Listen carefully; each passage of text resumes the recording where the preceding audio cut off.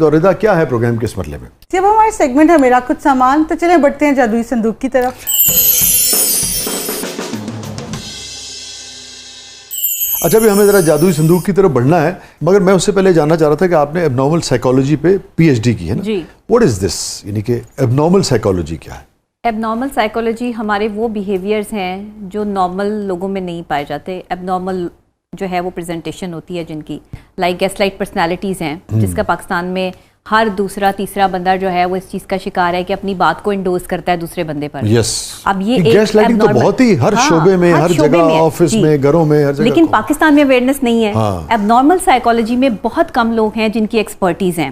میں نے بیہیویئر اور اب نارمل دونوں پر کام کیا ہے۔ اب نارمل سائیکالوجی میں آپ کے جو ہے وہ شیزوفرینیا آ جاتا ہے، آپ کا کوئی ایسا جو ہے وہ مائنڈ سیٹ ڈیولپ ہو جانا جس میں نارسسسٹ پرسنالٹیز کیسی ہوتی ہیں، ان پر جو ہے وہ ریسرچ شامل ہے۔ اس کے علاوہ مختلف قسم کی ایسی بیماریاں جو انتہائی خطرناک ہیں، ذہنی طور پہ نظر نہیں آتی لیکن ایک انسان جو ہے وہ دوسرے انسان کے لیے خطرناک ہو جاتا ہے، لائک دس ڈارک سائیکالوجی کے حوالے سے، جیسے کہ آج کل بہت زیادہ جو ہے وہ قتل و غارت ہو رہا ہے، لوگ اپنے ہی رشتوں کو جو ہے وہ قتل کر رہے ہیں، ماں جو ہے وہ بچے کے ساتھ کچھ کو جو ہے وہ قتل کر رہی ہے۔ سرکمسٹانسز کچھ بھی ہو سکتے ہیں، ایموشنز کچھ بھی ہو سکتے ہیں، بیک ڈراپ کچھ بھی ہو سکتا ہے۔ مگر یہ تو پوری انسانی تاریخ میں رہا ہے نا۔ آج میں تو سمجھا پارلیمنٹیرینز کی بات کر رہا ہوں۔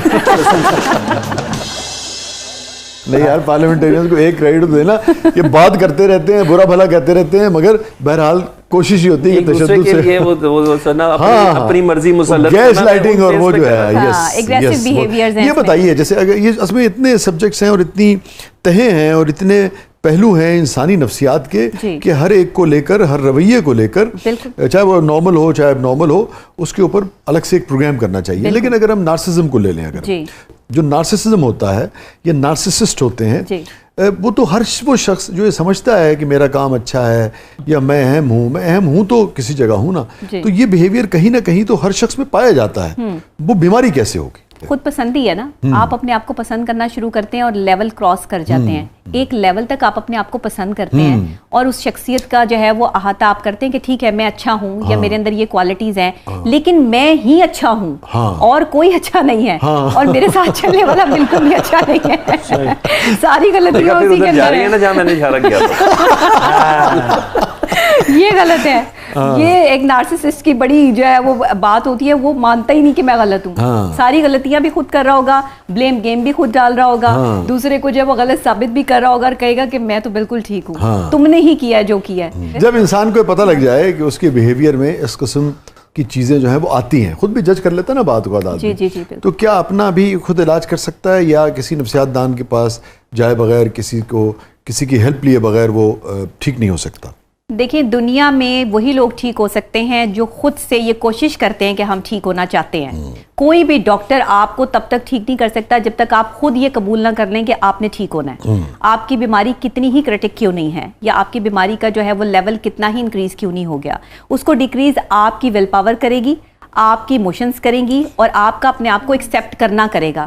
کتنے لوگ ہیں جو روزانہ اپنے آپ سے کہتے ہیں کہ میں اپنے آپ سے پیار کرتا ہوں؟ کتنے لوگ ہیں جو روزانہ اپنے آپ سے کہتے ہیں کہ مجھے اپنی ذات جو ہے وہ قبول ہے؟ آپ صرف نکاح نامے پہ ہی دیکھتے ہیں کہ وہاں پر ہی قبول ہے قبول ہے قبول ہے ہو رہا ہوتا ہے، لیکن اس سرکمسٹانسز کو بھی نہیں جانتے کہ جس کو قبول ہے قبول ہے قبول ہے کہہ رہے ہو، اس کو خوبیوں اور خامیوں سمیت قبول کر رہے ہو، صرف خوبیوں سمیت تو نہیں قبول کر رہے، اور جہیز سمیت ہیں، اور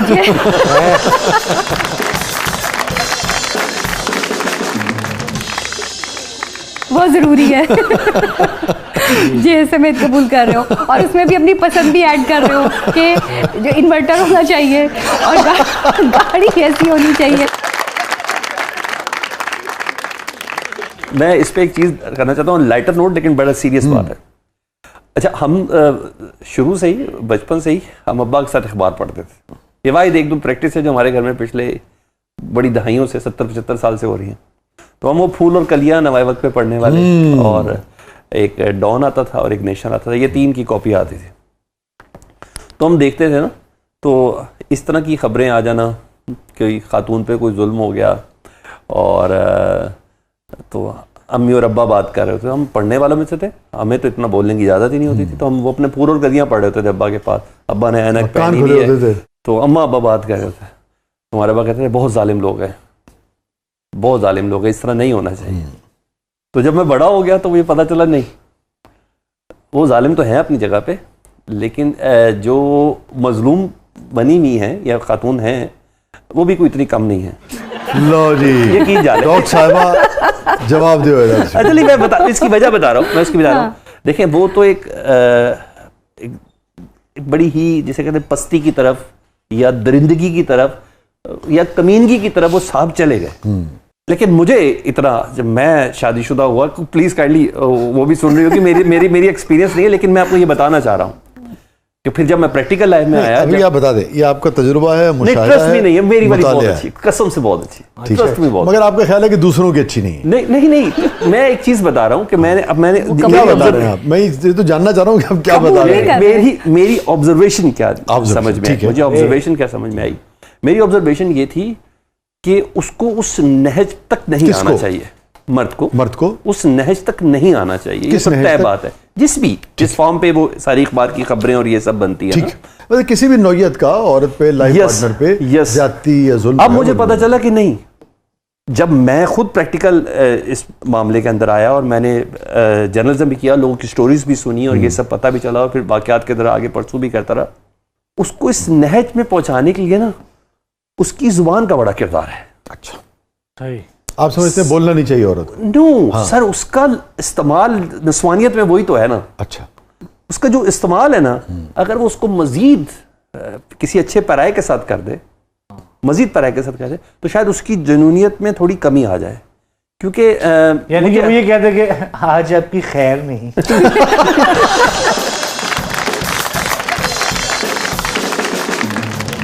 آپ بھی مردوں کے تو بڑے حق میں ہیں. اچھا مجھے لگ رہا ہے کہ یہ میری ویڈیوز دیکھ دیکھ کی بات کر رہے ہیں. خواتین آپ کو زیادہ پسند نہیں آپ کرتی. کی ویڈیو دیکھ کے نہیں بات کر رہا، میں اپنے ابا کو دیکھ کے بات کر رہا ہوں. خواتین آپ کو زیادہ پسند نہیں کرتی ہیں. ہاں اصل میں خواتین دیکھیں، وہ خواتین مجھے ضرور پسند کرتی ہیں جو اپنا گھر بسانا چاہتی ہیں اور جو ایک مرد کو تسلیم کرتی ہیں. اچھا آپ جب تک معاشرے میں مرد کو تسلیم نہیں کریں گی نا، آپ جب تک اس کو باپ، بھائی اور بیٹے کے روپ میں جو ہے وہ عزت نہیں دیں گی، آپ کی خود بھی کوئی عزت نہیں ہوگی.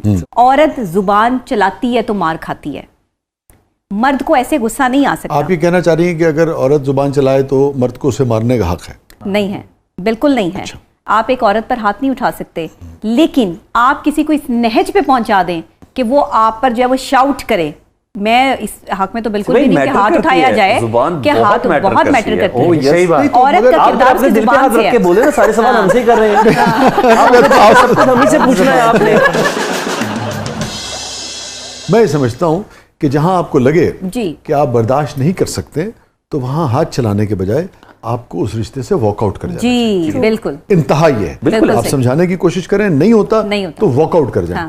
مگر کسی بھی نوعیت کی زبان چلانے کے جواب میں، کسی بھی سطح کے زبان چلانے کے جواب میں، میں نہیں سمجھتا کہ کسی کو ہاتھ اٹھانے کی اجازت ہے. میرا یہ موقف ہے. بالکل ایسا، اس کو میں 100% ایگری بھی ہوں. یہ تو ہاتھ اٹھانے کی، آفینس کرنے کی تو کسی کو اجازت ہونی نہیں چاہیے. شعر سناتا ہوں آپ کو، چھوڑیے برساؤ کبھی پھول بھی تم اپنی زبان سے. واہ واہ واہ. برساؤ کبھی پھول بھی تم اپنی زبان سے، دیکھو یہ فقط آگ لگانے کے لیے نہیں. دیکھا میں نے کہا تھا نا، دل کی حالت میں نے بتایا، اپنا بتایا. مگر کیسی ہی زبان آگ کیوں نہ اگل رہی ہو، ہاتھ اٹھانے کے لیے نہیں. میرا یہ ویسے میں ایک چھوٹی سی اور بھی چیز بتا دوں. ہاتھ اٹھانے کا ہم بھی نہیں کہہ رہے. فیملیز میں دیکھ لیں، بیوائیں زیادہ ہیں یا رنڈوے زیادہ ہیں، آپ کو اندازہ ہو جائے گا. پاکستانی معاشرے میں عام طور پر بیوائوں کی تعداد زیادہ ہے. جی میں نانا نانی کو لے لوں، میں اپنی مثالیں لے لوں، دادا دادی کو لے لوں، اماں ابا میں سے لے لوں، تو ہمیں خواتین کافی عرصہ تک جی کافی عرصہ تک جی. ہاں اس کا یہ تو بایولوجیکل وہ ہے نا پوری دنیا میں. مگر سخت تو مرد تھا سر، جسمانی طور پہ مضبوط تھا، مگر بایولوجیکلی جو ایج کے حوالے سے، ایج کا تعلق جسمانی طور پہ مضبوط ہونے سے نہیں ہے صرف. اچھا ٹھیک ہے، میں اس کی مثال دیتا ہوں. ٹھیک ہے. بڑا بڑا جم کرتے ہیں، بڑے بڑے فٹ لوگ ہوتے ہیں، ٹھیک ہے، اور اس کے بعد وہ جوانی میں چلے جاتے ہیں. ٹھیک ہے. مگر میرے خیال میں وہ جو کنٹینٹمنٹ تھی نا، وہ جو دنیا سے گریز تھا، جو فقر تھا، شاید اس نے ان کو طویل عمر عطا کی، میرا خیال ہے. اور بڑے بڑے لوگ جو بہت فٹ تھے، جسمانی طور پہ بڑے مضبوط تھے، جم کرتے تھے، صحت مند خوراکیں کھاتے تھے، مگر دن رات پیسے کے اس میں لگے رہتے تھے، وہ جلدی چلے گئے دنیا سے. یہ میرا، اب میں آپ کہہ رہے ہیں تو میں یاد کر رہا ہوں، دیکھ رہا ہوں، آبزرویشن. میں اس کو سادے الفاظ میں بتاؤں، ذمہ دار آدمی جلدی رخصت ہو جاتا. میں اس کو سائیکولوجیکل پوائنٹ آف ویو سے بتاؤں. پلیز.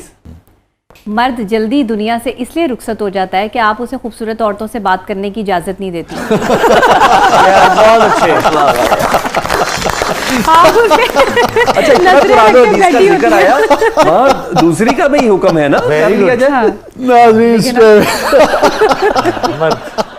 اور اگر اس نے اجازت مانگ لی تو وہ تھا مار دیا جائے گا, اس کا کیا کریں گے. ناظرین اسٹے ود اس, کہیں نہیں جائیے گا, چھوڑ دے وقفے کے بعد واپس آتے ہیں. بہرحال دلچسپ ڈسکشن ہے, بہت سارے لوگوں کو بہت سے دوستوں کی باتوں سے اختلاف ہوگا, کچھ لوگ اتفاق کر رہے ہوں گے. اچھی بات یہ ہے کہ بات ہو رہی ہے اور نبی اپنا پوائنٹ آف ویو رکھ رہی ہیں, سلمان نے اپنا تجربہ, مطالعہ اور مشاہدہ